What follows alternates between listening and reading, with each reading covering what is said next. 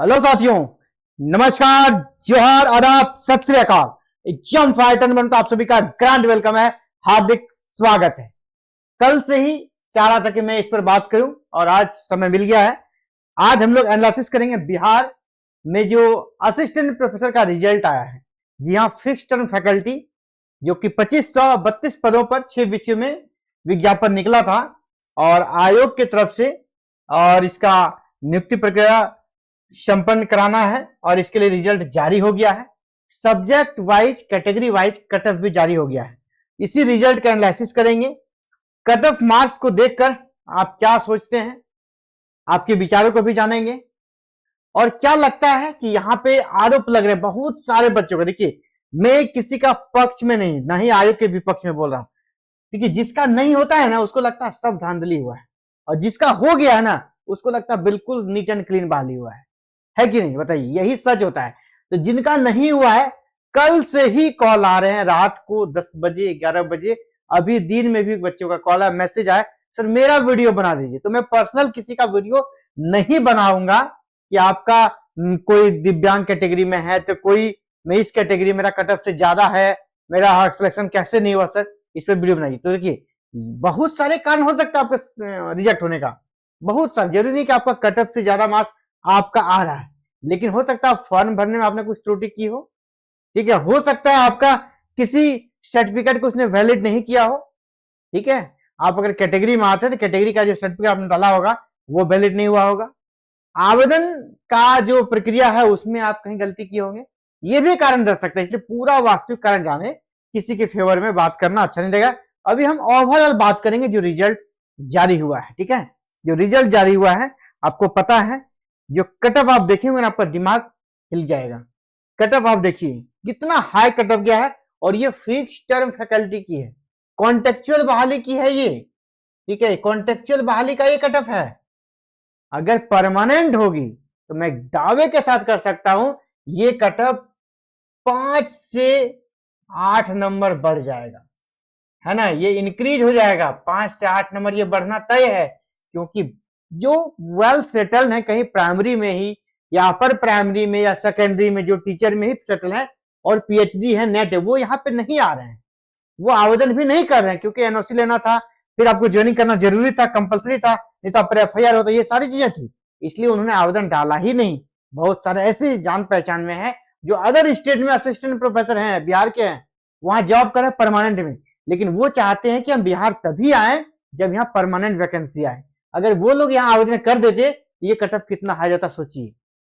तो इसीलिए जो कट ऑफ आप सोचते कि मेरा इतना नंबर आ रहा है मेरा हो ही जाएगा, जरूरी नहीं है। एक से एक है, धुरंधर यहाँ एक से एक है ना, ये मत सोचिए। हिंदी में सबसे ज्यादा 81.3 कट ऑफ गया है और अलग अलग विषयों का कट ऑफ जारी किया गया है।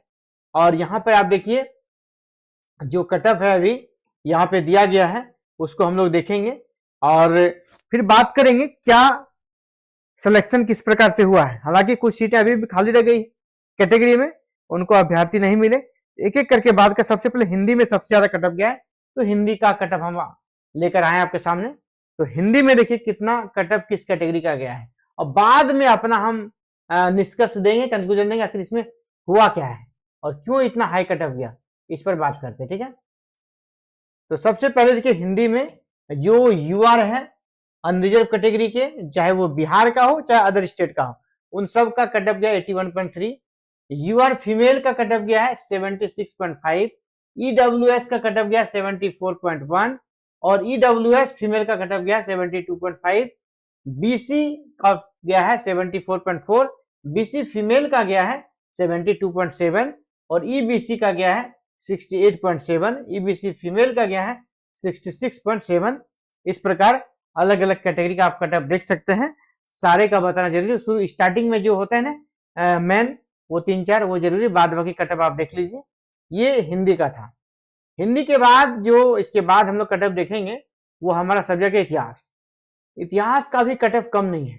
इतिहास में भी देखिए यूआर के लिए 78.7 यानी 79 लगभग कट ऑफ चला गया है। इतिहास विषय में 78.7 कट ऑफ गया है। जनरल का यूआर कैटेगरी जनरल में फीमेल का, महिलाओं का 73.3 गया कट ऑफ। EWS का 73.8 गया है, यानी ये भी लगभग यूआर फीमेल के बराबरी कट ऑफ है। इसके बाद EWS फीमेल का बात करते हैं 71.1। इसके बाद BC का कट ऑफ गया 73.5, BC फीमेल का 71.7, EBC का कट ऑफ गया 68 और EBC फीमेल का भी कट ऑफ है 68। बाद बाकी SC का कट ऑफ है, SC का 65.3 है, SC फीमेल का 63.5 है और ST का कट ऑफ देखिए यहाँ पे 71 गया, यानी SC से ज्यादा कट ऑफ किसका गया है? ST का। SC से ज्यादा कट ऑफ किसका गया है? ST का। इस पर भी हम लोग आपको निष्कर्ष देंगे ऐसा क्यों हो रहा है, इसके पीछे भी क्या रीजन है। अब चलिए अगला जो विषय हमारा इकोनॉमिक्स, इकोनॉमिक्स का कट ऑफ देखते हैं।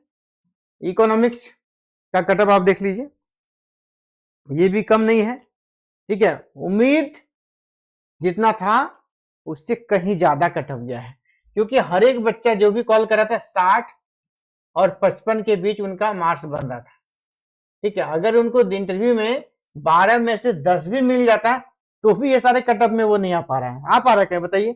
अगर मान ली किसी का 60 है, उसको 70 हो जाता, 10 देता, तो जो 55 है वो कितना हो जाता? 65 हो जाता।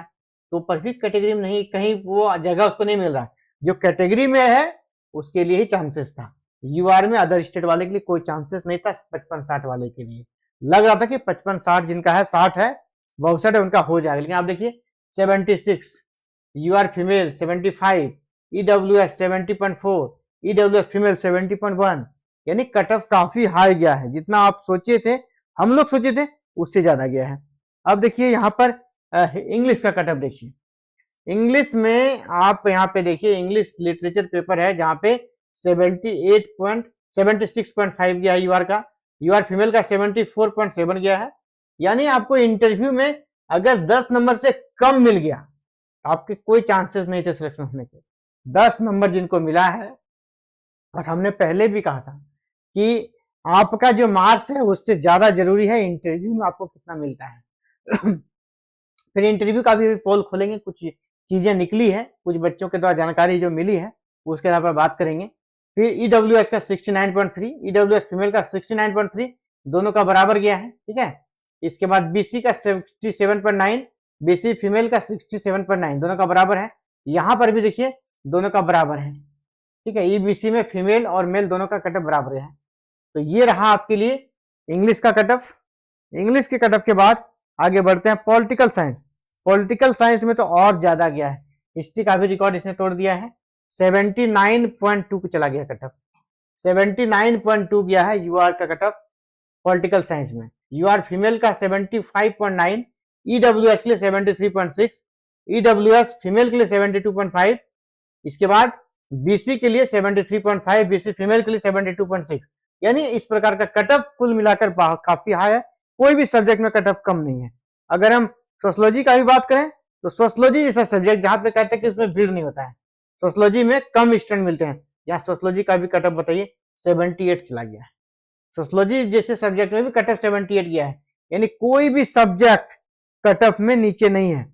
और यहाँ जो चीजें निकल कर आई है ना, वो बहुत शॉकिंग है साथियों। कहा जा रहा है कि किसी को इंटरव्यू में यहाँ पर कितने नंबर दिए गए अधिकतर, किसी को इंटरव्यू में 11.5 नंबर तक दिए गए हैं। अगर 12 नंबर का है आपको 11.5 नंबर दिया गया है, और किसी को 1 नंबर भी मिला है, तो यहां से खेल हो सकता था और खेल हो गया है। पूरे दावे के साथ नहीं कह सकता हूं, लेकिन अगर किसी को 11.5 नंबर दिया जा रहा है और किसी को 1 नंबर दिया जा रहा है, 11.5 के साथ में हूं, इसके साथ में हूं कि मैं भी, आजकल दुनिया में टैलेंट की कमी नहीं, एक्स्ट्राऑर्डिनरी लोग हैं, लेकिन 1 ये मैं यकीन नहीं कर सकता हूं, ठीक है। ये वैसा बच्चा जो नेट, ठीक है, करके गया है, JRF करके गया है, निश्चित रूप से पढ़ाया होगा, 1 नंबर के काबिल तो बिल्कुल नहीं होगा। 1 नंबर तो दिया ही नहीं जा सकता है किसी भी एप्लीकेंट को। मैं दावे कर रहा हूं, जितने लोगों ने अप्लाई किया, 1 नंबर तो आपका किसी का नहीं बनेगा। इतना कम नंबर के लायक तो कोई भी नहीं होगा। ऊपर से प्रिपरेशन वो करके गया था, और साथ में ये भी कहा गया है आपको अपना मन से पढ़ाने दिया गया। ऐसा नहीं कि उसने कोई चैप्टर दे दिया है। इंटरव्यू में जो चीजें हुई है, जो बातें निकली है, जो कैंडिडेट गए हैं उनके द्वारा कहा गया उनसे, उससे जो बात हुई हमारी, उसने कहा कि सर अपने मन से पढ़ाना था, उधर से टॉपिक भी नहीं दिया गया था, यानी मन से जब आपको पढ़ाना था तो जो बच्चा तैयारी करके गया था किसी टॉपिक को तो उसने तैयारी किया होगा, उस तैयार टॉपिक को पढ़ाया और 1 नंबर मिलेगा उसे, ये कहीं से भी वाजिब नहीं है। मुझे सबसे ज्यादा जो चिंता है और सबसे ज्यादा जो लग रहा है कि वो इंटरव्यू में ये जो बहुत गलत किया गया, 1 नंबर तक किसी को दिया गया है, ये बहुत गलत है। 11.5 के साथ में ये इसके साथ में नहीं जा रहा हूं, इसके मतलब इसके अगेंस्ट नहीं जा रहा हूं, मिल सकता है 12 भी आप दीजिए, योग है तो दीजिए, लेकिन कोई इतना भी अयोग्य नहीं है कि आप उसको 1 नंबर देंगे। मुझे नहीं लगता है जो इतना अयोग्य होगा तो शॉर्टलिस्ट होके वहां तक पहुंचेगा ही नहीं, ठीक है, इसीलिए यहां पे मुझे डाउट है। और दूसरा, अगली वैकेंसी को लेकर चिंता है। अगली वैकेंसी को ऑब्जेक्टिव मोड में कराना अब बहुत जरूरी हो गया है। थोड़ा सा जगह मिला जहां पे 12 नंबर में आप इस प्रकार की चीजों को देख पाते हैं, जहां 12 नंबर के खेल में किस प्रकार दोनों में डिफरेंसेस किया जाए ये आप देख पा रहे हैं। और जब डिस्क्रिप्टिव राइटिंग होगा, सब्जेक्टिव एग्जाम होगा, जो पूरी तरह, जिसमें आप क्लेम भी नहीं कर सकते हैं, सब्जेक्टिव एग्जाम पूरी तरह जो एग्जामिनर है, जो कॉपी चेक करता है, उसके विवेक पर 100% निर्भर करता है कि वो कितना नंबर आपको देता है। उसको कोर्ट में भी आप क्लेम नहीं कर पाएंगे, तो वहां पर धांधली किस लेवल का होगा। यहां तो 175 नंबर का सीधा और सीधा मेन एग्जाम है, तो बताइए यहां पे किस स्तर का खेल हो सकता है, ये आप समझिएगा। इसीलिए माननीय प्रधानमंत्री जी भी अभी हाल ही में उन्हें वीडियो बना रहे हैं कि परीक्षा में पारदर्शिता हो। यहां पारदर्शिता जो है ना 0% है। अगर सीधे आपको सब्जेक्टिव एग्जाम में बैठा दिया जाएगा, कोई भी आपका ऑब्जेक्टिव एग्जाम बीच में नहीं लिया गया और सब्जेक्टिव के दम पर आपको शॉर्टलिस्ट किया जा रहा है, तो समझिए कि यहां पर पूरा ये सिचुएशन पूरा डार्क है। 1% भी इसमें हम ट्रांसपेरेंसी नहीं मानेंगे। और वो भी वैसा आयोग जिस पर 133 केसेस चल रहे हैं, एक वैकेंसी में 133 केसेस चल रहे हैं, ठीक है, यही चेयरमैन है उसमें, आगे भी यही चेयरमैन रहेंगे, इसको एक्सटेंशन मिला है, 133 केसेस चल रहे हैं। तो वैसे आयोग BSUSC Bihar state university service commission पे आप बिलीव कर सकते हैं कि 175 नंबर का एग्जाम होगा और पाक साफ पारदर्शी तरीके से, ट्रांसपेरेंस तरीके से एग्जाम हो जाएगा? लगता है आपको? तो आप अपने विचार जरूर रखिएगा।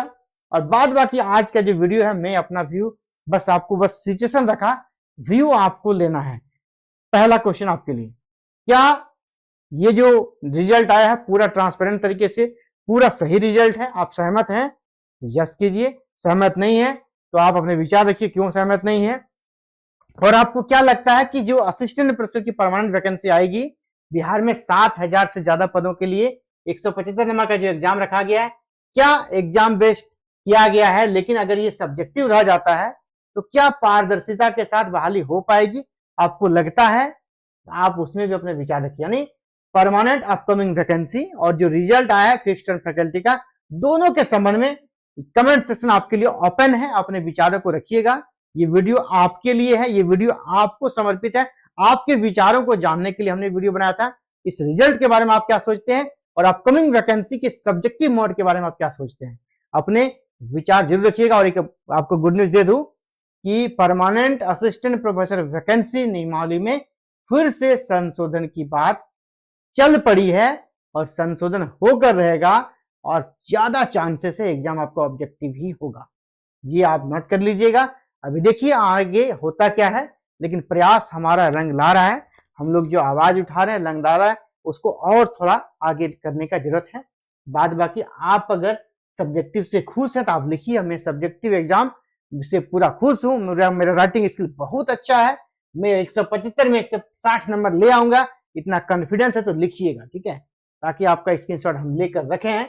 और जब रिजल्ट आएगा तो फिर आपसे हम पूछेंगे कितना नंबर आपको मिला। उस समय नहीं बोले हमारे साथ धोखा हो गया, हमारे साथ स्कैम हो गया, हमें बहुत अच्छा लिखा था, उस समय नहीं बोलिएगा। एग्जाम फाइटर नंबर 1 का 1 एंड ओनली डिमांड है, आपको एग्जाम लेना है तो MCQ बेस्ड एग्जाम लीजिए, एमसीक्यू बेस्ड एग्जाम लीजिए, ऑब्जेक्टिव एग्जाम लीजिए, कंप्यूटर बेस्ड लीजिए या तो मार्कशीट पे जहां पे लीजिए, लेकिन एग्जाम का जो पैटर्न होगा ऑब्जेक्टिव होगा, एमसीक्यू बेस्ड होगा। आज भी मेरा ये डिमांड है और आगे भी रहेगा और पूरा भरोसा है ये हम लोग करा कर रहेंगे, बशर्ते आप सभी का सहयोग चाहिए।